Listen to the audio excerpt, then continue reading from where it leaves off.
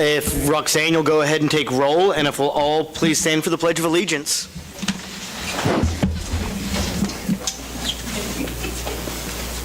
I pledge allegiance to the flag of the United States.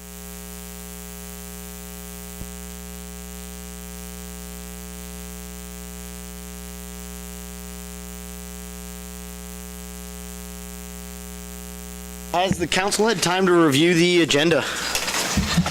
Any additions to the agenda? Make a motion that we approve the agenda. I'll second that. Motion is to approve the agenda. It has been seconded. All those in favor show a voting sign. Opposed, same sign. Motion passes. At this time, the public who wishes to address the council may do so. We ask persons to address the city council regarding items not on the agenda that are under the jurisdiction of the council. We also ask comments on personnel matters and matters pending in the courts outside of the tribunal are not permitted. Speakers are limited to 3 minutes.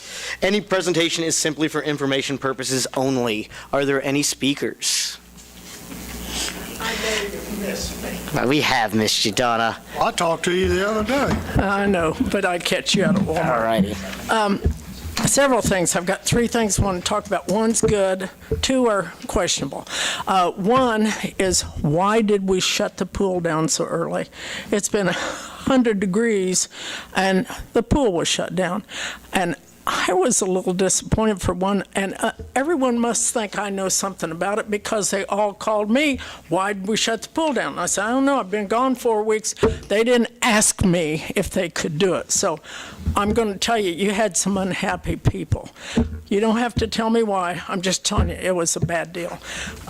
Another thing is I ride the path every day. I know some people say no one uses it, but I do, and I see people on the path. But that path is getting what I almost call dangerous for old people like me when you're headed out to Oregon, because some of those ruts are this wide and about this deep. And when I had 3 people coming at me, I moved over and darn near moved into one, and I thought, if I break a leg, I'm going to be legless, and you guys don't want to see me legless because I've got all metal in my legs. So it's kind of dangerous, and I know we don't have the money for paths. I'm more than willing to give my $2 a month, but it's not in very good shape. The rest of it is. And the other thing, this is the good news. We're finally through at the stadium for this year. Not through. We don't have our handicap bathrooms because we never got a plumber there this year because 257 is still trying to get things ready for school. But we're going to have an open house on the 25th, Saturday at 9:30 after the boys have their film. And I'd love for all of you to come because, oh my gosh, it is looking fantastic. Thank you, Donna. Any other public comments? Seeing none, I'll move on to the consent agenda. Council had time to review the consent agenda. Questions? I'll make a motion we approve the consent agenda. I second it. There is a motion to approve the consent agenda. It has been seconded. All those in favor, please show a voting sign. Opposed, same sign. Motion passes. Item A. Let's start with power supply discussion. Let's start with 8.1. Well, we'll kind of these might all kind of blend together a little bit. Scott Shreve with EMG is here tonight to kind of help facilitate that discussion on the power supply items. I just as a matter of information, Bob Johnson has looked at all these contracts and given his okay to these, so as council wants to consider those, legal has reviewed those. The item A1 is the kind of talking about solar feasibility study. We've kind of talked about some projects. The SEG group itself has been exploring this pretty extensively, and Scott and his team at EMG have done a lot of work on kind of looking at how to drive that price down. And actually, Westar is interested in being a partner on the solar projects, and there's an opportunity to enter into an MOU with Westar, and they kind of do a feasibility study for us. And then if we choose to move on and all that, that gets kind of rolled into the price of the project. We also have we'll be talking about the energy management agreement. That has been done with Westar. It was a 4-year agreement that's set to expire at the end of this year. They've offered another 4-year energy management agreement. It also includes Westar being the market participant for us rather than Chanute. Being the market participant in the Southwest Power Pool is a pretty heavy burden for Chanute, and they've got some changes, and so the idea is to just have Westar do that. With that, there's a potential for some refund of line of credit money that we had put up front to be to have that as part of be in the Southwest Power Pool through Chanute. And the language in the final agreement, there was, which you don't have in front of you, is there was some stuff on the payment things, and we got that language updated, which just basically helps Roxanne more than anything. It just gives us a little bit more time to get the payment done. There's also, I handed out the energy-only transaction confirmation letter that goes with the kind of the overall power purchase agreement, which is several pages, and that kind of goes over the new deal that we hope to go in with Westar for SEG for an energy-only product. I think that's 2019 through 2022, is that correct? Okay. Other than that, I'll kind of leave that up to questions or have Scott come up and talk. I can talk if you want. What's the timeline like for this solar study? The study probably would take 3 or 4 months, probably, from the time to make sure we have the right site. And then right now, it looks like there might be about 6 or 7 cities that would be kind of coming together with purchase power to buy the panels and the inverters and all that stuff. So I'll drive all those prices down. So 3 or 4 months. Do we have or do you know the bottom cost of this? The bottom cost? Right, because I was reading here where the city should pay an X amount of money, and then upon completion and evaluation submitted, the invoice to the city. Should the city proceed with the project, the fee paid will be rolled into a final cost of construction and development. And you're asking, what is that final cost? Do we have any idea what the final cost would be? Virtually no idea. And again, you're not obligated to do anything. It's just to get those prices, to get those costs, to bring them back to you. That's what this study would do, to provide you that.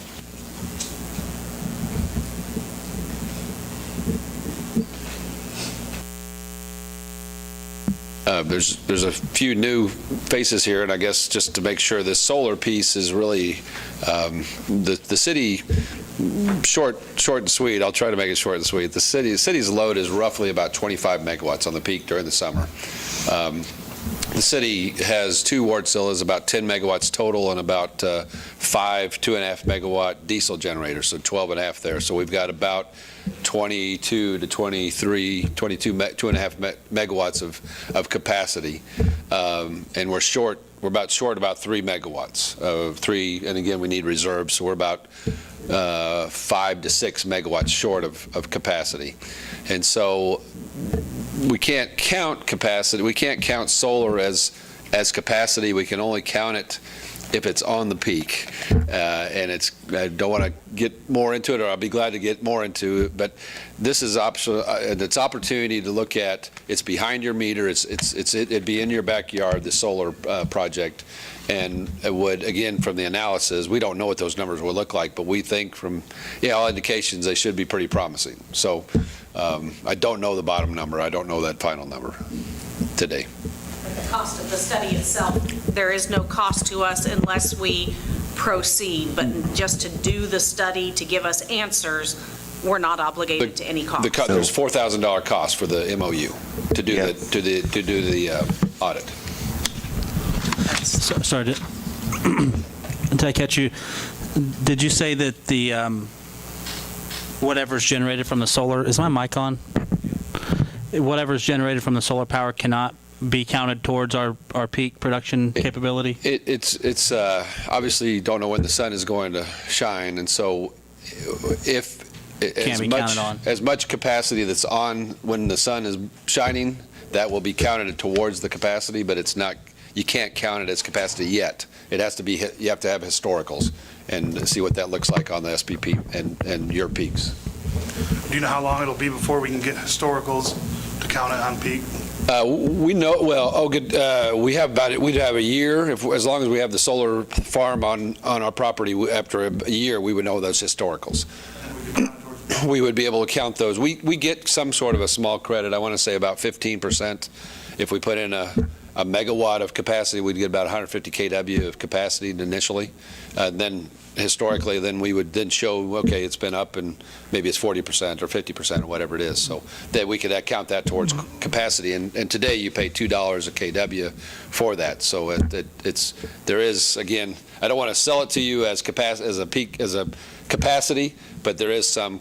The real benefit here is in our ability to generate, though, correct? Not in the capacity charges, but that we actually kind of get into the game of production to our own markets. A little bit, yeah. Again, there's times this summer that the price was above what the solar price would be, so we're saving money on the energy price.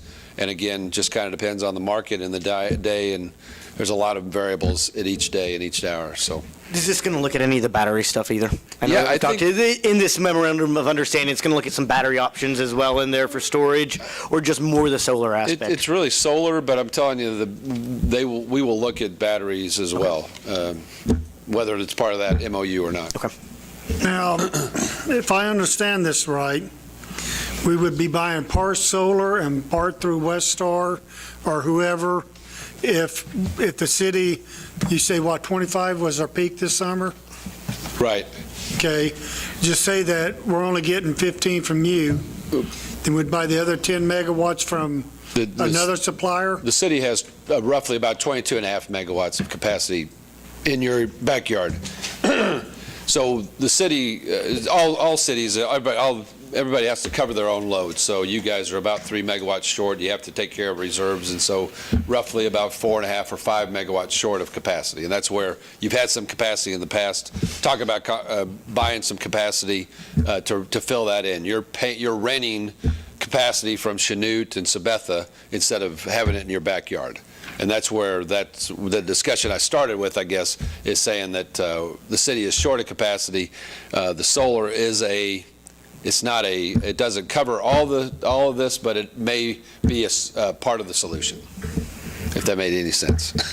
But then there's going to be additional costs involved, obviously, of getting this solar going. And where does that money come from? Okay, great question. Initially, that's the part, is Westar is really the partner. We talked earlier about somebody looking for a third party for the funds to put this up. Instead of the city, basically, like you do with your generation, you're putting $1 million, $2 million up front. Westar is installing it, and you guys pay a PPA. Very similar to the energy-only piece that you were talking about, the energy plus cost. So they basically put the money up front. You guys would make a PPA, a power purchase agreement for, it could be up to 30 years. You could buy the product, and after year 6, they've kind of driven it off the lot, if you will, and depreciated it a little bit, and so you're able to buy that instead of 100% or something more, maybe 60, 70% of the initial cost of the project. But until then, Westar would have ownership of it? Westar would own it. Yeah, Westar would be the owner. You guys would be on your property. The city, Westar would own it, and you would buy the power produced off the solar farm for a period of time. The idea is then in years, 7 through 20, you basically make the profit then. Right. You didn't pay the full price for it. 7 through 20, you pay yourself back, and you keep making a profit on this. It's really a 20-year plan, maybe 30-year. It's really a on 30-year plan, right. and you're basically after year 6, you would have again, you don't have to, but it'd be cheaper for you to buy it out, and instead of them making 8 or 10% rate of return, your bonds are typically about 3.5%. So try to drive those prices down. What's the life expectancy of the solar panels? Typically about 30 years. 30 years, I ain't gonna have to worry about it. Until we buy it, Westar will be doing all the upkeeps on them? Absolutely. And again, this is a partnership. This is a very transparent process.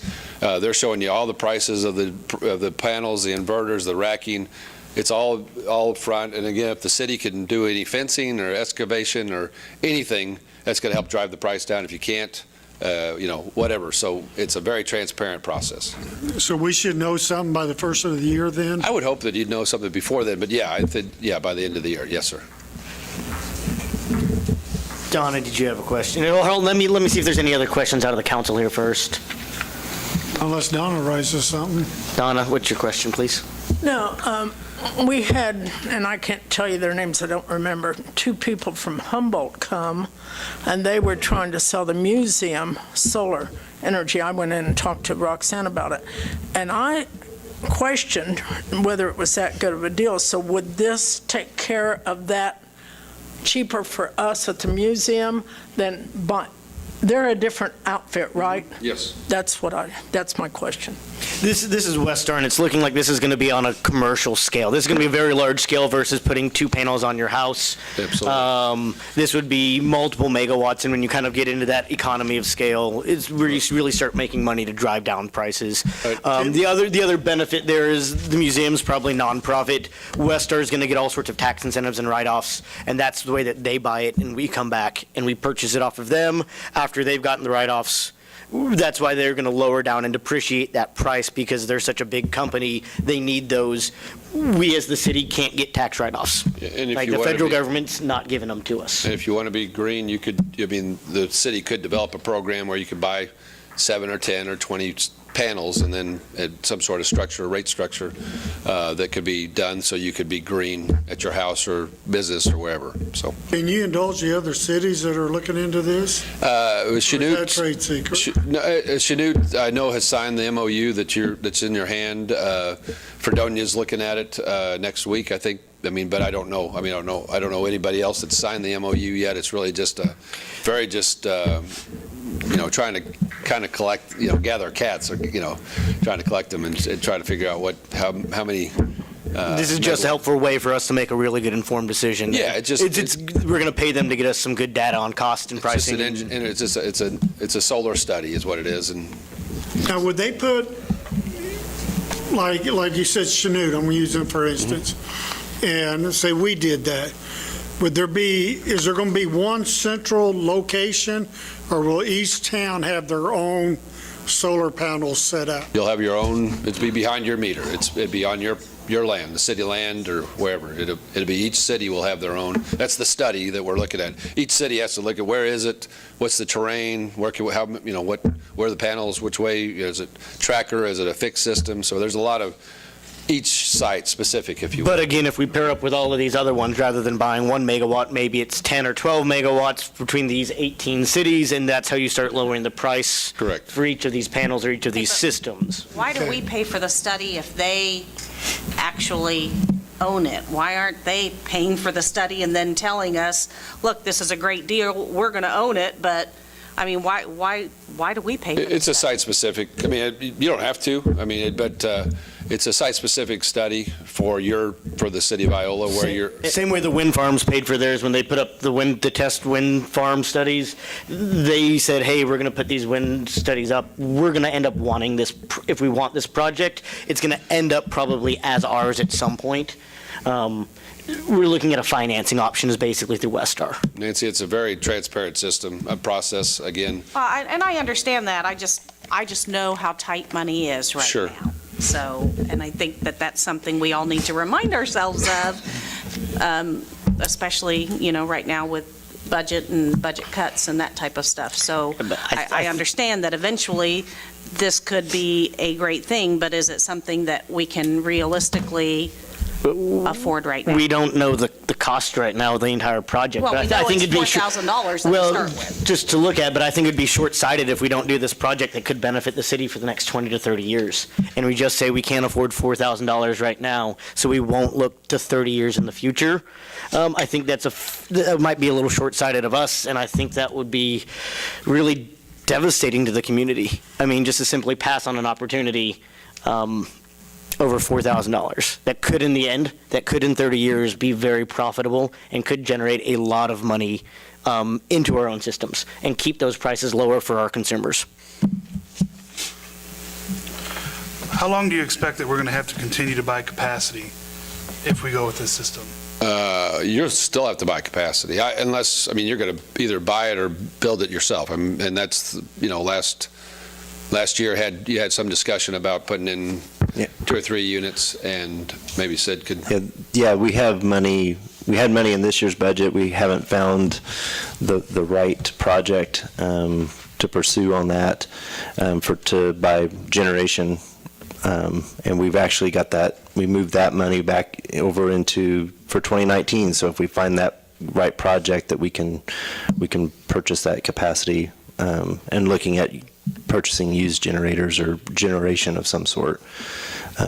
It's not a bad thing to have obviously your load grow and continue to see more and more load. So it's a really cheap option right now, but you're renting it from somebody else when you could be having it in your backyard. So it's always good to own. So I just wanted to bring it up while we're at the point here. I think on the solar side of things, and Scott, correct me if I'm kind of wrong on this, but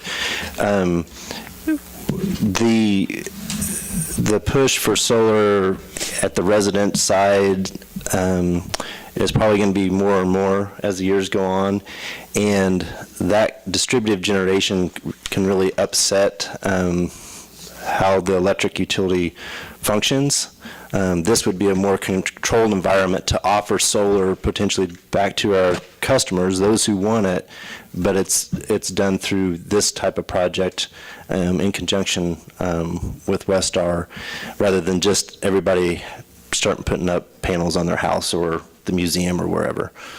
Is that a fair statement? That's good. I mean, and what information is being told to those that are being sold to, we want to give the right information, and quite honestly, like you said, this should be the cheapest option. We should be able to buy it for anybody cheaper than anybody else, and so that we should be able to offer it. If they truly want to be green, they can be that. I mean, I know there's a big push to go green right now, wind and solar.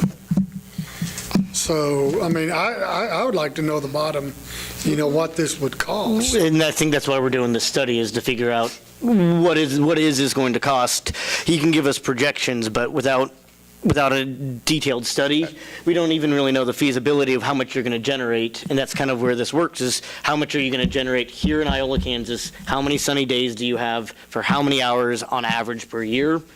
And that's nothing that we don't know how big it is. I don't know if it's 1 megawatt or 5 megawatts. We really don't know. If the price comes in and attractive, we'll, bring it to you and let you know what those options are. But I just don't know. If it's too much, we simply say we can't afford this.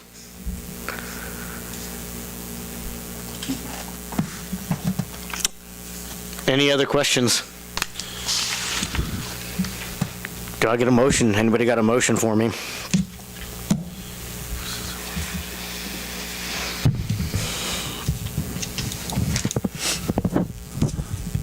I'm not seeing the staff recommendation on this. Sorry if I'm missing it somewhere. It's A1, A2, and A3 at the bottom.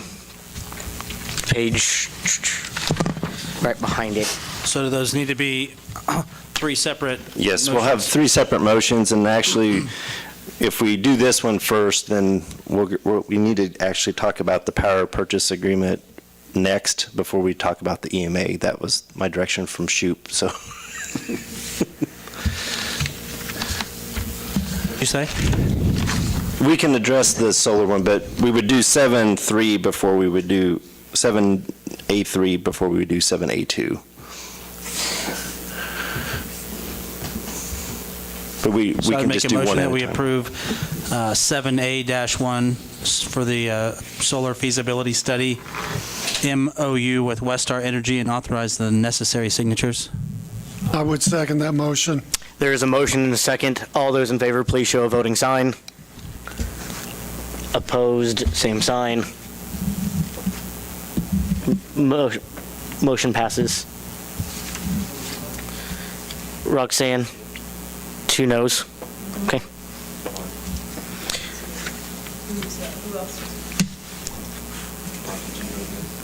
Oh, okay. As I said, Were there 3 no's? No, 2. just 2. Purchasing power agreement with Westar. Let's talk about the PPA, 7.3. So there's a series of documents. There's an EEI cover sheet, a collateral annex, paragraph 10, Schedule M.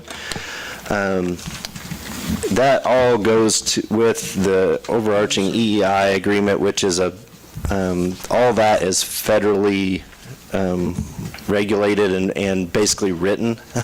So there's not a lot of change in that. And basically all that does is provide us, allows us to buy power from Westar. And then there's a separate that I handed out tonight, which is the energy-only transaction form, which we probably, when we get down to it, we probably need to approve the EEI to include all those documents.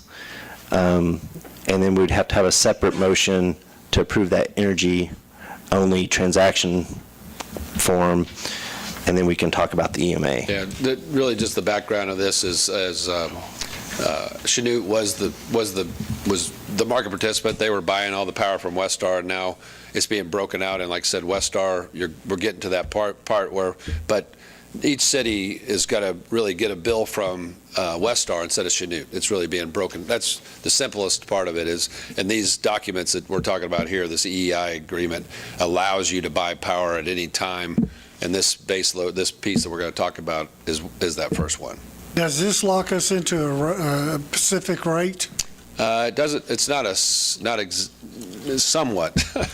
It's an energy-only piece that's based on their system average. That again is Westar's system average plus $2.50. And we have the same agreement today, but we're paying $6. So it's really virtually the same agreement, but we're cutting it by half as the margin.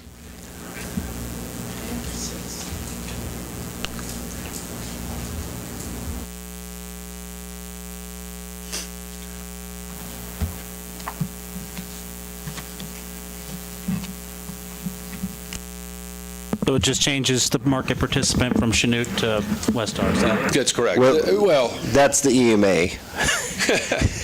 The EEI is basically just our agreement with Westar that allows us to buy the power from Westar rather than Chanute buying the power from Westar and it kind of getting the to bill us. each week and each month to the different cities. That's all this is just the EEI allows you to buy power from Westar. But again, this is still going to be cheaper with that. The new agreement, it's lowering the price. Yeah, right, but again, you can't do anything if you don't have Right. the EEI agreement. So this is 7A-2 though, correct? This is 7A-3.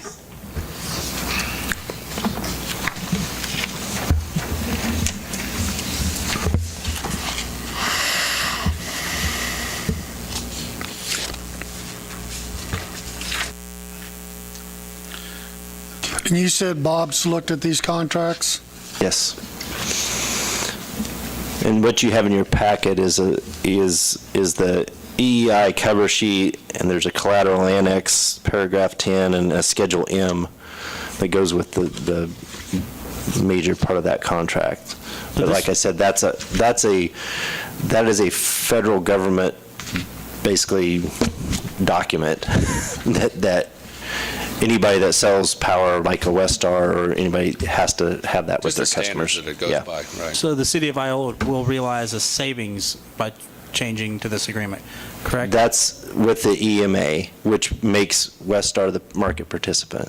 What we're trying to do right now is get to where we can actually buy power from Westar. Right, but under that A3, which is what we're looking at, it shows the adder is less, and it also shows the Yes. megawatt hour per is less as well, so it's...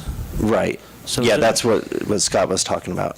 I was thinking you were talking about the savings from the line of credit. I'm sorry. So there's is there a reason why we wouldn't go with this agreement? No. There's no obligation. You sign the agreement, and then you don't have to do anything. You don't have to buy any power from them. Just allows you the mechanism to do that.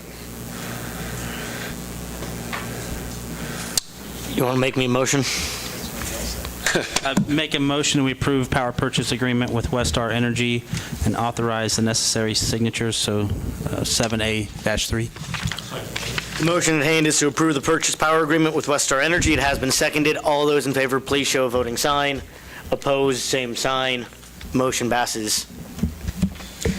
Okay, now the energy-only piece. So then we need to approve the energy-only transaction form, which I think I handed that out. That was with your extras tonight, that basically talks about the new product that is has the $2.50 adder. I think we're looking at getting 7 megawatts on that. That's 7 megawatts around the clock. That basically kind of covers our base load with this contract. Okay, just again, background for those that are new. Our power costs have continued to drop, continued to drop. In 2012, 2013, we paid about $56 or 5.6 cents per kilowatt hour delivered, transmission, the entire shoot and match. 2015 and 16, we were in the $51, $52 range.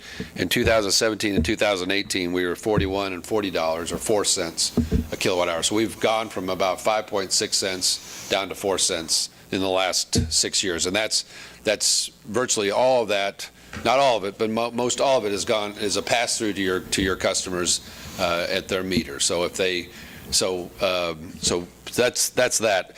In 2017 and 2018, we were paying, in this piece, we're buying 7 megawatts every hour of the year. That's just, and previously actually in 15 and 16, we paid roughly about $40 for that same product. We went in 17, we kind of got rid of that product and we replaced it with this product initially at $6, and it was roughly, that portion of it was roughly about $27 or $28.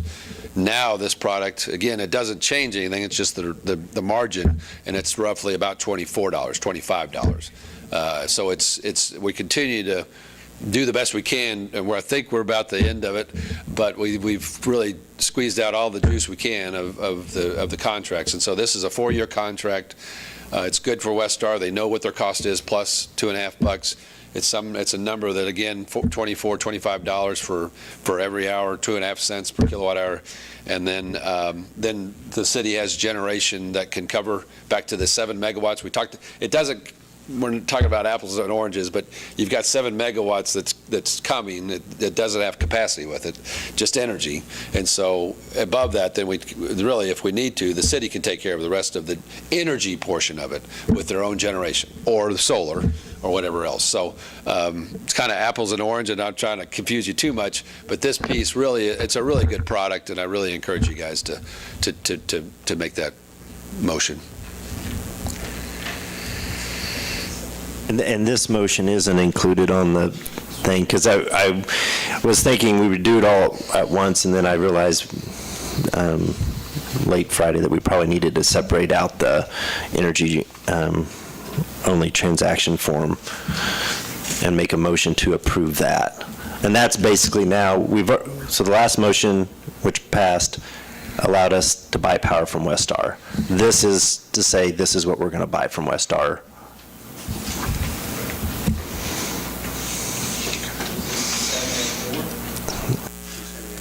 It would be 7A. It would be 7A4 if we would have broke it out that way. But I think you could just say, you could just move to approve the energy-only transaction. Let me make sure the right language. And authorize the signatures on it. Yeah. Energy-only transaction confirmation with Westar Energy.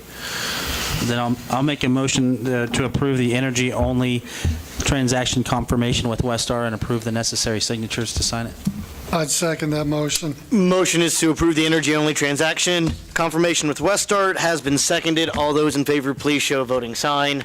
Opposed, same sign. Motion passes.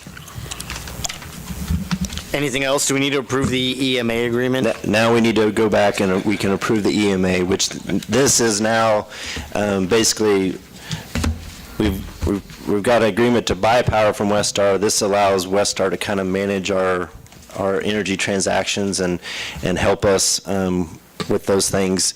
And that takes, again, the big thing here is moving from having Chanute as the market participant to having Westar be the market participant.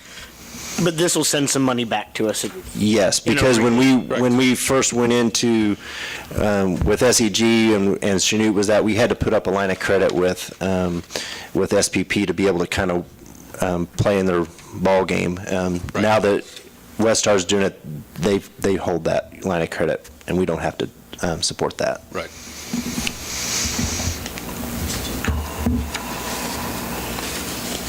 I know it's like a funnel to you today, tonight on the energy side, but it's really allows Westar, the Westar is doing this function for you now. That expires at the end of this year. This will go for another 4 years, and again, they do all the scheduling, all the settlements, everything else. This is a bargain, what you're getting, so.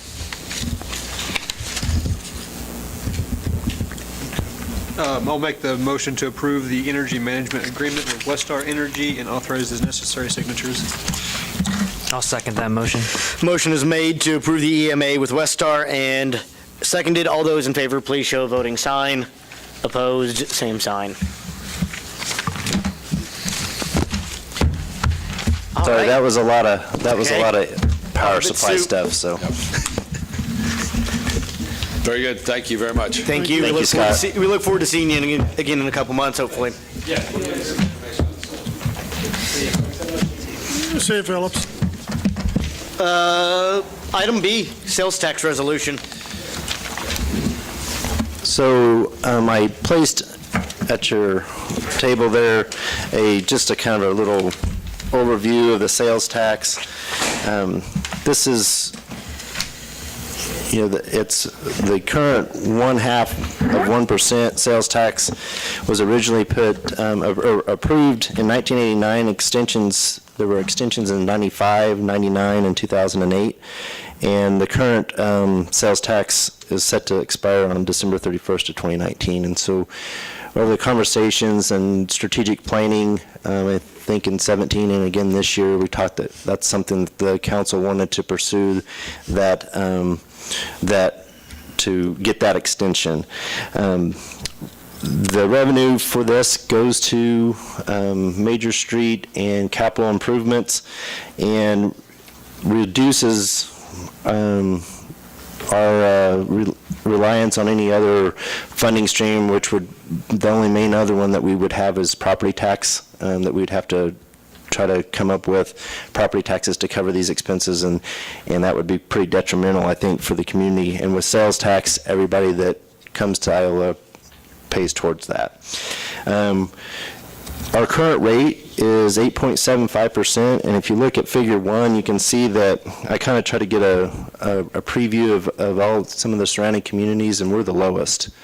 And this does not include some of the CIDs, which are community improvement districts. Those usually have a penny, or sometimes I think there's even 2 pennies on top of a city's regular sales tax, and that's basically saying this small area, we're going to make the sales tax a little bit higher, and that sales tax goes back to that to help fund those improvements. But so we're well below the average of 9.27%.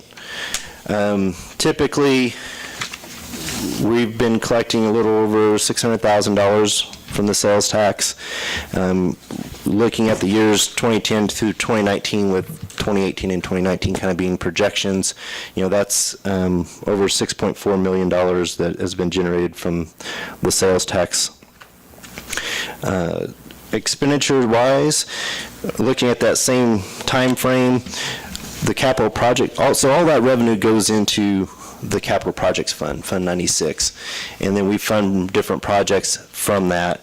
And the expenditures from that fund over the same time period, 2010 to 2019, and again, estimates for 18 and 19, we've expended about $7.3 million. So we end up leveraging money from other sources, whether that's grants, which we did with Washington Street Pedestrian Bridge, some of the trail extensions and trail projects that we've done, got grants for. All those things help, and because we have that money to start with, we have a pool of money that we can match grants with, that helps.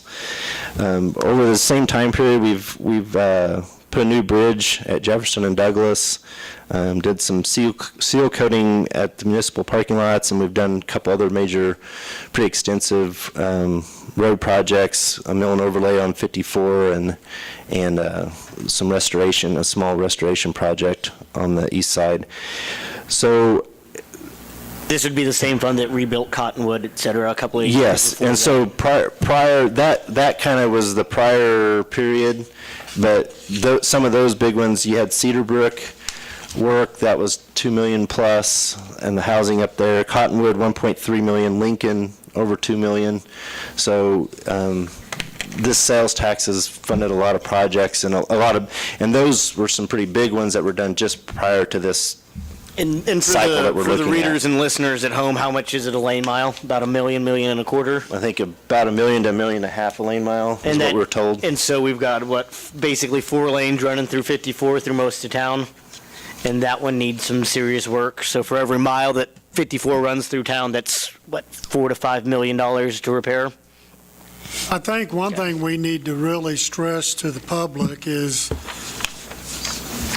I know people are going to be skeptical at first, but we need to let the public know that this will not, if they vote to approve this, this will not raise the sales tax. It will leave the sales tax as is now. Correct. That is that was going to be one of my points, to make sure that this approval of this by the citizens of Iola does not raise the sales tax. It keeps it the same. And all you're asking the council for tonight is the ability to put it on the ballot. Right. There's a resolution, 2018-8-18, And basically. ultimately, the citizens will vote on this, but you're Yes. simply seeking council's approval to get it on the ballot. And the question would be printed as shown in the resolution. I would make the motion to approve Resolution 2018-18 sales tax extension and authorize the necessary signatures. There's a motion and a second. All those in favor, please show a voting sign. Opposed, same sign. Motion passes. At this point, item C. At this point, I'd like to, do you want me to say anything, or you want me to open the hearing first? I'll preference our conversation here.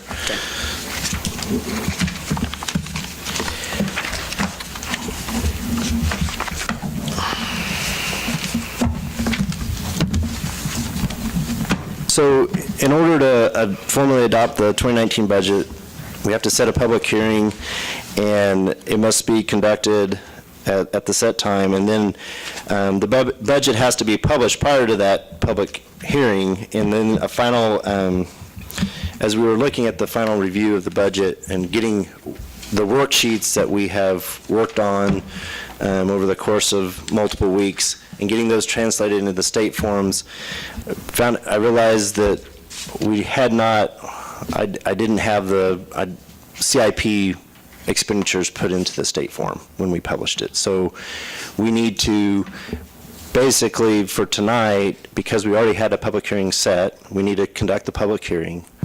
And then we can discuss the budget if there's any finalization things that we need to do on that. Otherwise, we would just plan on setting another public hearing for August 27th and seeking adoption on that date. And the reason we did it this, theoretically, we could have just made an amendment, but this was for the issue of transparency. Yeah. I mean, a budget amendment could have been made at a later date, but here was the idea that, you caught the mistake in the issue of transparency, let everybody know that that wasn't what was going to happen. So at this point, I will go ahead and open the public hearing regarding the 2019 budget. Is there anyone from the public that wishes to speak? Going once, going twice. No takers on my 2019 budget. At this point, I will close the 2019 budget hearing. Council, what lines of discussion would you like to have?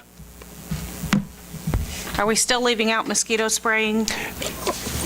And I'll just clarify, everything that was discussed on the 23rd and kind of the final conversation is reflected in here.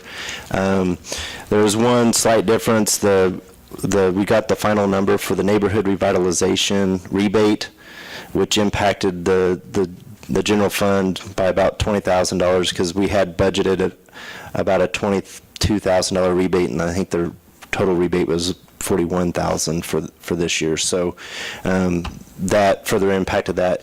And again, with what didn't get published in the state budget is just what we had already discussed about capital improvement projects with the utilities, and all those is what that one line that didn't get published. So it wasn't that it was another $3 million expenditure that just came out of the blue.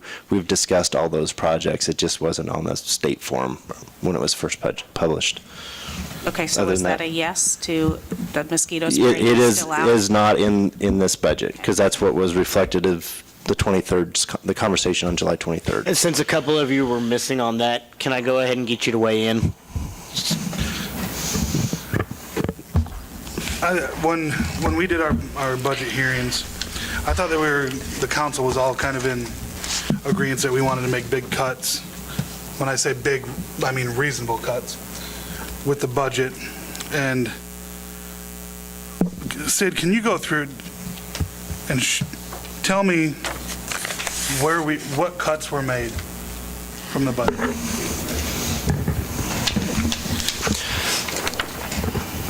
Now, are you just talking, because in general, the water fund, there was a change there that we did not make a transfer to the general fund. So we saved an expenditure in the water fund for 2019, is what the plan was, is because we were trying to help with a future water rate adjustment. And so we paid the bond payment in 2018 out of the capital projects fund, and in 2019 we won't make a transfer to the general fund. So on the general fund side, revenue-wise, we lost $200,000 right off the top. When we first met about the budget and the general fund was roughly $200,000. I think it was a little bit more, maybe. It was in the red, and we were talking about whether we, cuts and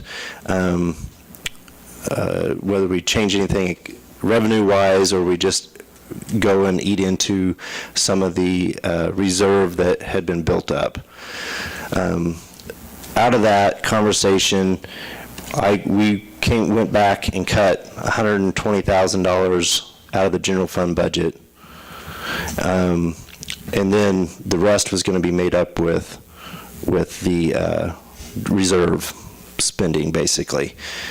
Then we took out the $200,000 of the water transfer, so that left you about $280,000. And then there was about the $20,000 difference in the neighborhood revitalization refund, which gets you to the $300,000 that is reflected in the budget worksheets that you have in front of you. So the $120,000 out of general, where did that come from? Where did we cut there?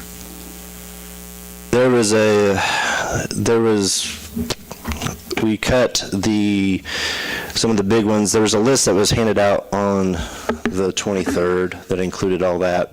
We cut the transfer for employee benefits in half. That was basically, we started in 17 trying to transfer $1,000 per employee into employee benefits to cover future retirements. That way, when we had somebody retired who had, 20 vacation days and some sick leave and all that, we didn't just get hammered with a $20,000 payout or something. So we started transferring that money to employee benefits. We cut what we were transferring in half. So rather than transferring $1,000, we just transferred $500,000. We cut out $500. Yeah, sorry. Okay. $500. We cut mosquito spraying, which was $15,000. That was, and then that included also about $5,000 of overtime that we estimated with the mosquito spraying. So that was basically a total of a $20,000 cut. We cut what was planned as transfers to equipment reserve for police and fire. We cut road repairs, and those are each $10,000. We cut street and alley road repair materials, $10,000. We cut their equipment reserve transfer by 5%, which was $7,600. We cut the transfer to equipment reserve for code. We cut publications and administration, the line item seemed to be able to support that. We've, a lot of times we've been trying to, whoever's the one publishing it, because I think before, historically, everything was paid for out of admin. Now it's kind of broken out. We had just a bunch of other minor $2,000 here, $3,000 here, cuts to get down to that, to get to that $120,000. Did we really look at personnel, though, and where some of that cross-training can be used, or where eliminating a couple of positions could help us out? I mean, I thought that was part of the larger plan, and that larger plan that we talked about at that meeting was to authorize Sid to do a full study over the upcoming months and give us a long-term plan. but I think Because a we lot of those also asked for positions, that a long time ago. but we've never given him the authorization. And when he goes to those heads and says, hey, by the way, in 5 years, these 2 departments may become 1 department, or these 3 departments are going to merge, those heads are going to come to us, and we better sit here and say, we've told him to go do that. Right? I mean, we better explicitly tell them, this is what we want. Well, and we can't factor in what's going to happen with staffing in our 2019 budget until it happens. So we can give the direction to look at the staffing models and make sure they're running as efficiently as possible, but we can't just cut those things out while they're still there.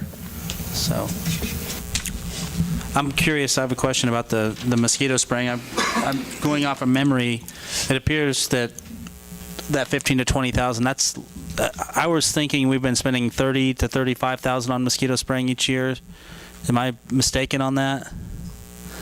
Was it only 15 to 20? Back here in this Because I was thinking the chemical actuals- itself was just 27,000. I mean, mosquito spray and material, 2016, $10,704. 2017, $7,806. For some reason, for 2018, it's at $23,000. But I'll say it, I'll say it, and I'll say it, and I'll say it. Labor. There are too many diseases that those mosquitoes bring in, and we're a community that's trying to get people out there, being active and being on trails and being outside. That's not going to happen when you're getting eaten alive by mosquitoes. You know, Well, let's, regardless of what comes out of this budget, nobody's going to be truly happy with cuts here, cuts there, or whatever. I mean, we're not going to make everybody happy. We got to do what we feel is right. And, I mean, cuts are cuts. If we got to make them, we got to make them. But I guess my feeling is you don't cut something that puts people's health at risk. That's my feeling on it. I guess, I mean, that's kind of one of the issues with the water and sewer systems. If we're not paying the water plant, at some point, we're going to put people's health at risk because we can't replace the pipes, or one pipe leaks into another, or we have an ozone problem down south, or the EPA comes in and says, you've got to fix this water plant, and if you don't have the money there, you put them at risk there anyways. I mean, we've got to pick our risks, and this is an easier one. There's a lot of communities that don't spray. I mean, there's a lot of communities in southeast Kansas that don't. I mean, there's a lot of groups out there, Safe Base, Boy Scouts, 4-H. Let's get a bat house building program going, you know, and hang up bat houses. I'm out east of Chanute all the time, and that road I drive on, I can count 5 bat houses hanging up in the trees. I have one in my backyard, but, I mean, I still, just saying. Can I- My thought. We had a couple gone. Can I get the council's feeling again, just as direction for this final about, get you on the record here, about the bugs, about the mosquito spraying? There was a couple of you gone that could sway the vote one way or the other. And if, I'd like to hear, because I wasn't here, each council member's general thought on how the budget looks for this year as presented.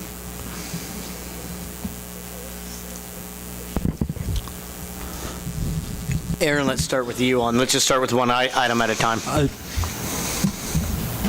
I don't think you're going to find anything on this budget that is good for everybody.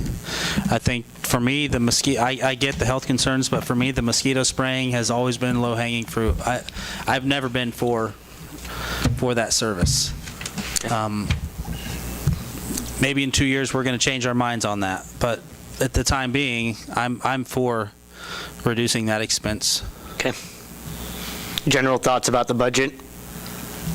You want to go around first about mosquitoes, give you time to think about that question? I have questions, but I feel like I didn't have an opportunity to get in and sit down with Sid, so I'd rather some of those questions might be better served if I could address with him. Thank you. Chase? My stance is still the same on the mosquito spraying. Like I said last time, we're going to have to make difficult cuts, unfortunately. I mean, I don't disagree that it could raise health concerns. But like Gene said, cuts are never fun. We do have a responsibility, though, as a council to, as I said before, we failed by not raising the water rates, and now we have to make those tough decisions. And mosquito spraying is one of those that's going to have to take a cut. Eugene? Well, I'm not going to go back on what I said earlier. Originally, I asked for that to be cut, and I'll stand pat. We got to cut. We got to make cuts here and there. Right, it could be a safety concern in a few years, and maybe we'll add it back. But right now, cuts are cuts. I stand pat. Daniel? I would side with Aaron on this. I believe that it is low-hanging fruit. However, is there any proof that this is working or has worked in the past? Or, could we even look at maybe just spraying heavily populated areas, maybe down by the park, a waterway, maybe the trail? Those kind of questions arise as well. There will still be some treatment, correct, Corey? It's really getting rid of the sprayer itself and not full treatment. There are these bricks and some other things that we use in some of the waterways. Ron?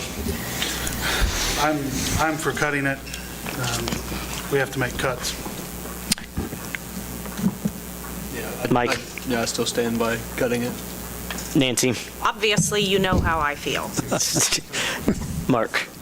I'm not in favor of cutting it, because I don't see how we'll ever go back if we do need it. Because once it's cut, it's gone. Sid, you had enough direction on that? Yes, I believe so. What other discussion would council like to have about the budget?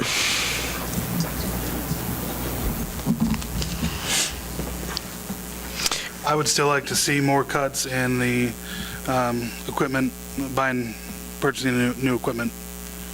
Well, and I think at least the direction that I went with finishing up the budget was on personnel. We were going to come back to council at a later date and get a formal authorization from council to look at staffing, organization type of adjustments. And also that we were going to sit down and really talk about equipment replacement scheduling, so that we can get a formal or some sort of guidance for staff, so that it's not arbitrary from year to year. We know that, okay, if we have a piece of equipment that meets this criteria, this is what it'll be ready to be replaced. I think that was the direction that I kind of went with in finalizing that. And I did, like I said, we did remove some of that equipment reserve from some of those departments and reduce some of the others because of trying to get a little more cuts in there for you. But that's why there wasn't just zeroed out on every equipment reserve line. I'll go ahead and ask a couple questions, since the next meeting's the open meeting, the public hearing. What page you on? I'm just looking at the page 3 of 75. Just generally looking at like the general fund going up from $6.1 million to $7.6 million from 2016 to 2019. So that's $1.5 million approximately. Looks like a good chunk of that is personnel services, about $800,000, which we're going to look at. But could you comment on the the capital outlay and transfer increase over the last couple of years, are the transfers, the CIPs that we've been working on? Because that's increased. So you're looking at the general fund, and I think one thing that I want to clarify is 2016 and 2017 are our actual costs. Those are in the books. Right.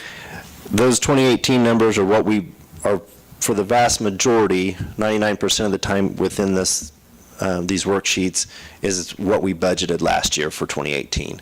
I've made a few adjustments, like the water bond payment and those type of things that were obvious that would really impact what 2018 looked like versus what it was budgeted.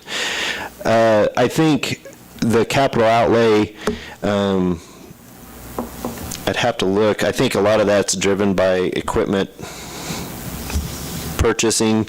I know next year, I think it's $248,000 that we had budgeted for some equipment purchases, but that's money that's already been saved, and that comes back into the general fund. It's at that point, it is a budget neutral purchase because you've already got the money saved. Now, granted, in the transfers, you're saving for those future purchases.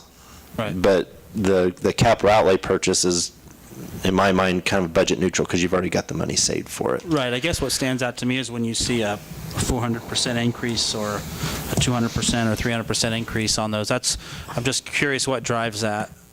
Well, some of that depends on what you're trying to purchase. Right. And also, I think in 2016, there was some limitation of some of the transfers, wasn't it? Do you remember, Roxanne? Yeah, a lot of the. So that transfer number of $63,000 is I think arbitrarily low because at the time we didn't have that much money. We couldn't make all the transfers that we had scheduled in the budget, so those weren't made. So when it's $63,000, it may have had $250,000 budgeted to be transferred, but we only transferred 63 that year.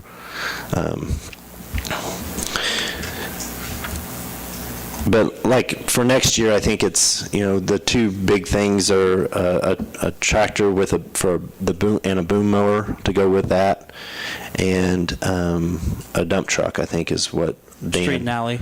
Yeah, and those two items alone, Are those items that we have and we're replacing, or Yes. those are new purchases? we're replacing. This is a huge increase. Combined 230. Yeah, because it goes up 200,000. We used to buy them out of equipment reserve. Uh-huh. Sid's having us move the money back to general fund and buy them out of general fund. So it looks like a great big amount there. That's what I wondered if it was. But it's just moving the money back to general fund. That we've already saved. So Okay. it looks so much bigger So with your here. expenditure, you'll have a revenue, right? You'll have the Yes. Yeah, revenue. the idea is before we make the vast majority, some of this capital outlay includes different things, like I think the copier and things, but the equipment stuff, the idea is that doesn't get made until we get the money saved, except for police vehicles typically, because we're buying one of those a year, and by the time you save, the money's going to be going right back and forth, so. You're basically moving money from savings to checking at that point. Right. Yep. Aaron, what else? I just generally on the code services and the police funds seem to have made a pretty significant jump over the last year. There's 2017 actual on the police. There's about 100,000 to what we're proposing in 2019. Is that going to be personnel driven? So you're looking at. I'm looking at page 3, just the overview. Right. So 2018 budget for PD was 1.495, and it's proposed to 1.512. The actual was 1.4 the year before. So between the actual of 17 and what we've got proposed in 19, there is about $100,000 difference. I can look at that, but it's probably driven by, because that's one of the larger departments, it's probably driven by personnel, would be my guess.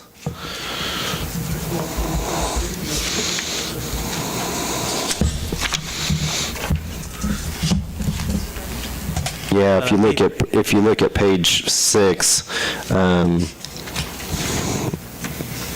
that's going to be driven by personnel.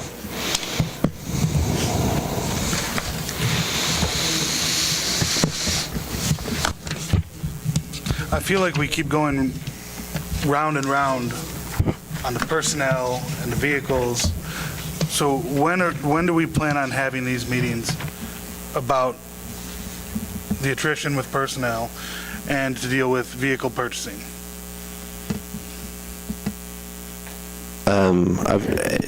Looking at August 27th for the personnel and October 9th for the equipment replacement. We're been working on getting that work order asset management system and thinking that is another, part of that is they have tools to help you kind of define the condition of your equipment, depending on which option we go with. So that is why that's pushed out a little bit further than the personnel discussion.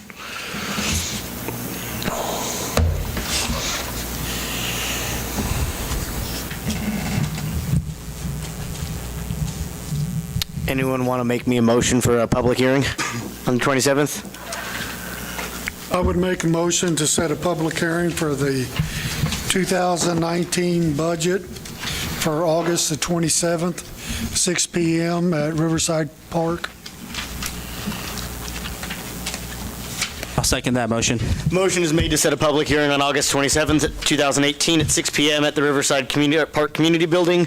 All those in favor, please show a voting sign.